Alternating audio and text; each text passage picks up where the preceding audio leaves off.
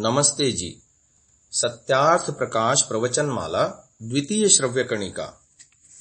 इसमें हम आपको सत्यार्थ प्रकाश की तेज धाराएं जो प्राध्यापक दयाल जी आर्य द्वारा लिखित है पुस्तिका के रूप में, उसके कुछ अंश हम आपको सुनाने जा रहे हैं।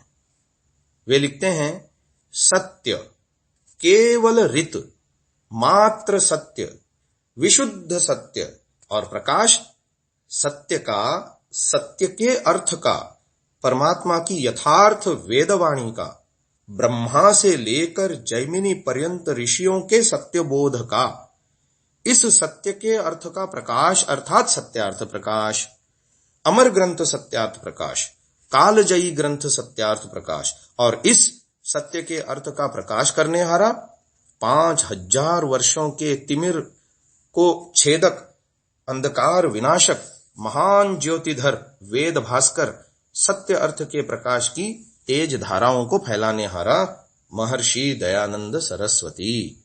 और प्रयोजन एक ही, मात्र एक ही, जो पदार्थ जैसा हो उसे वैसा ही मानना और मनवाना, यही सत्य का वास्तविक स्वरूप प्रकट करना।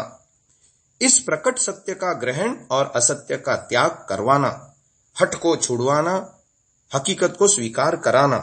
इसके लिए धर्म के नाम पर मत, पंथ, वाद, संप्रदाय, मजहब के चंगुल से मानव मात्र को बाहर निकालकर खरे मानव रूप में निर्माण करना, परस्पर प्रेम, सौहार्द और सुख के मार्ग पर मानव समाज को अग्रसर करना, चलाना, किसी देश या जाति के लिए नहीं अपितु संपूर्ण मानव जाति की उन्नति के लिए सत्यार्थ पथ प्रदर्शित करना, मननशील मानवों को गहन अंधकार से छुड़ा परम तेज के दर्शन कराना।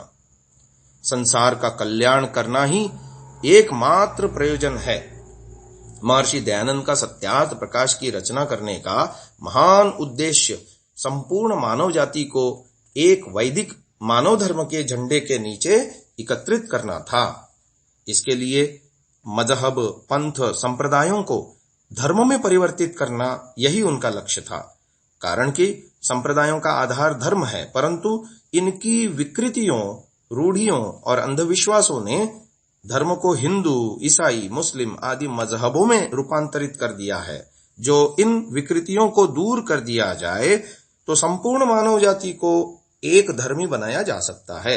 इस महान कार्य के लिए स्वामी दयानंद ने सर्वप्रथम चांदपुर के मेले में सांप्रदायिक विद्वानों को इकट्ठा करके परस्पर सत्यासत्य का विचार करके धर्म में हुई विकृतियों और परस्पर के द्वेष को दूर करने का प्रयत्न किया, क्योंकि उनकी दृष्टि में यह कार्य इस तरह सरलता से हो सकता था, परंतु भोली भाली जनता को भ्रमजाल में फंसाए रखने वाले, स्वार्थ सिद्ध करने हारे मजहबी सांप्रदायिकों ने पूर्ण तरह से सहकार नहीं दिया।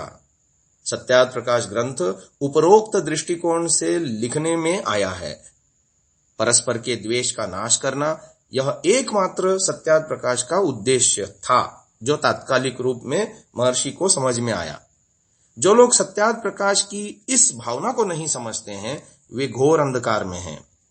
स्वामी दयानंद ने संपूर्ण ग्रंथ में किसी के भी प्रति व्यक्तिगत रूप से आक्षेप नहीं किया है, किंतु सांप्रदायिक विकृतियों को सप्रमाण समीक्षा की है। इन विकृतियों में ईश्वर और मनुष्य के बीच कोई अवतारी पुरुष अथवा पैगंबर का होना, उनमें चमत्कार होना और उनकी पूजा करनी और करानी, यह सभी संप्रदायों में लगभग समान रूप से हम पाते हैं। इन विकृतियों का आरंभ महात्मा बुद्ध और महावीर के समय से हुआ है। इन महात्माओं की मृत्यु के बाद उनके अनुयायियों ने ईश्वर के स्थान पर उनकी पूजा शुरू कर दी।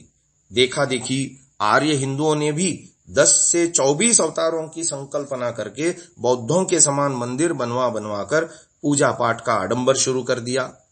ऐसे ही आडंबर रोमन कैथोलिक ईसाइयों ने यीशु और मरियम के नाम पर अपने विशाल चर्चों यानी गिरजाघरों के माध्यम से शुरू कर दिया। मुस्लिमों ने मोहम्मद साहब की मूर्ति की स्थापना तो नहीं की, परंतु उन्हें खुदा के साथ एक विशेष स्थान प्रदान करके उनके जीवन के साथ अनेकों चमत्कार जोड़ दिए गए। स्वामी दयानंद का यह महान संदेश है कि ईश्वर ज्ञान का आदि स्रोत, सर्वशक्तिमान, सृष्टि का कर्ता, व्यवस्थापक और नियामक है। इससे विपरीत महापुरुष महान से महान होते हुए भी हाड़ मांस के पिंजर में बंधा हुआ, पाप पुण्य का कर्ता, आवागमन के चक्कर काटने वाला, कर्म बंधन में परतंत्र ऐसा एक मनुष्य है, जिससे उसमें मानवीय दुर्बलताएं होनी स्वाभाविक है। अतः मनुष्य कभी भी ईश्वर का स्थान नहीं ले सकता। ऋषि दयानंद का यह तत्वदर्शन ही वैदिक धर्म है। इस तत्वदर्शन से विपरीत मान्यता ही विकृति है और संसार के सभी मतपंथ इस विकृति से ग्रस्त हैं। सभी संप्रदायों में विकृति रूपी बीमारी समान है, इसलिए इसका उपचार भी समान ही है। इस दृष्टिकोण से ऋषि दयानंद ने युग परिवर्तनकारी, क्रांतिकारी, दिव्य प्रासादिक ग्रंथ सत्यार्थ प्रकाश की रचना की। इस अनुपम ग्रंथ की रचना का आधार महर्षि दयानंद का विशाल शास्त्र ज्ञान, व्यापक अनुभव और दिव्य प्रतिभा है। कार्ल मार्कस की बात हम आपको गत श्रव्य कणिका में समझा चुके हैं। महानुभावों, इसके बृहत काय, स्वरूप और विषय के विषय में थोड़ी सी जानकारी जो हमने सूत्र रूप में गत श्रव्य कणिका में बताई थी, थोड़ा सा विस्तार से इस श्रव्य कणिका में बता रहे हैं कि 14 उल्लास अर्थात आनंद देने वाले और प्रकाश फैलाने वाले प्रकरणों की समुल्लास नामों से रचना की गई है। यानी इसके अध्यायों को समुल्लास शीर्षक दिया है महर्षि ने। पूर्वार्ध में सामान्य भूमिका के साथ दश समुल्लास, क्रमशः 10 श्रेणियां चढ़ता चढ़ता मनुष्य विशुद्ध मानव रूप में निर्माण होकर जीवन के उद्देश्य को प्राप्त कर सके, उसके लिए विधि है।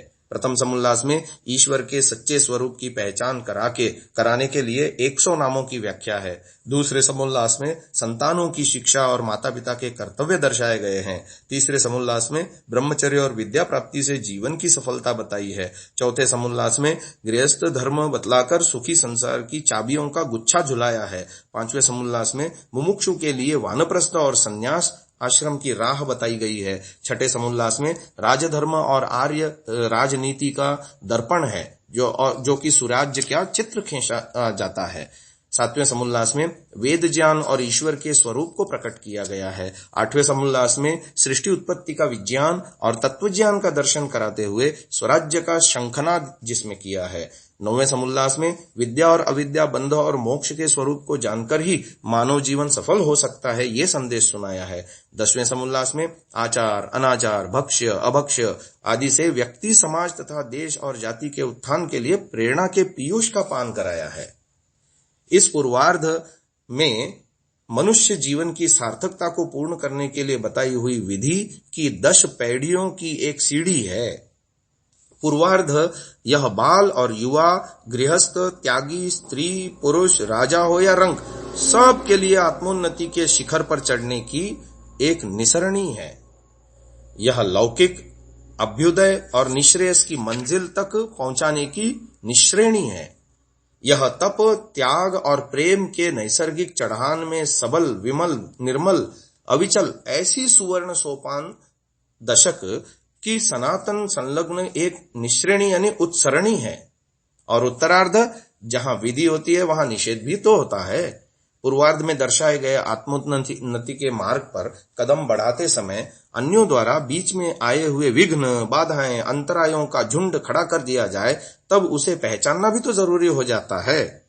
ईश्वर पुत्र, ऋषि मुनियों की संतान, वीरों की वारसदार यह आर्य जाति देवत्व के पथ से कैसे भ्रष्ट हो गई, भटक गई, दीनहीन किस कारण बन गई, पतन के गहरे गड्ढे में कैसे गिर पड़ी? कारण इसने विधि को छोड़ दिया, ग्रहण करने योग्य को त्याग दिया, निषेध को अपना लिया, त्याज्य को धारण किया।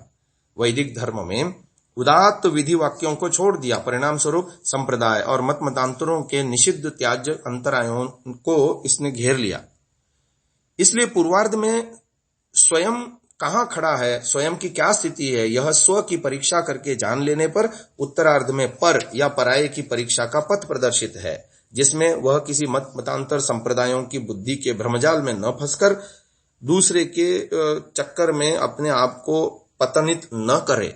इसलिए अंतिम 4 समुल्लासों में 11वें में हिंदुओं के मत मतांतर के भ्रमजाल का पर्दाफाश किया है।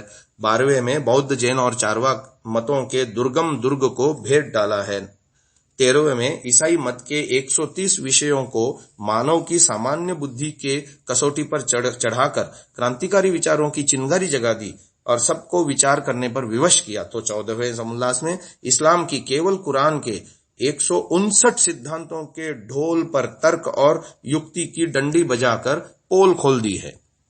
इन चारों समोल्लासों को लिखने से पहले प्रत्येक की अनुभूमिका में स्पष्टता करते हुए कहा कि इनमें कोई भी व्यक्तिगत द्वेष, सामाजिक किसी भी प्रकार की घृणा, किसी जाति पर आक्षेप करना उद्देश्य नहीं है, परंतु सत्य का प्रचार और प्रसार मात्र उद्देश्य है, जिससे कि प्रत्येक मनुष्य में स्व और पर की परीक्षा और अधिकार प्राप्त करके सत्य के निकट पहुंचा जा सके। इस श्रव्य कणिका को यहीं विराम देते हैं। अगली श्रव्य कणिका को इस विषय को और आगे बढ़ाएंगे। ओम। इस वीडियो को पूरा देखने के लिए आप सभी महानुभावों का हार्दिक धन्यवाद करते हुए विनम्र निवेदन है, आज ही गूगल प्ले स्टोर से एंड्रॉयड के लिए सांतसा नामक ऐप को आप डाउनलोड करें। इस ऐप में आपको महर्षि दयानंद, आर्य समाज, देशभक्ति, चरित्र निर्माण, संस्कृत आदि से संबंधित सैकड़ों घंटों का ऑडियो श्रवण करने को मिलेगा। इसके अलावा विभिन्न विषयों पर आलेख, सुविचार, प्रदर्शनी एवं बहुत सारे PDF पुस्तकें भी इस ऐप के माध्यम से आप सुन सकते हैं, देख सकते हैं, लाभ उठा सकते हैं, अन्यों के साथ साझा भी कर सकते हैं। धन्यवाद।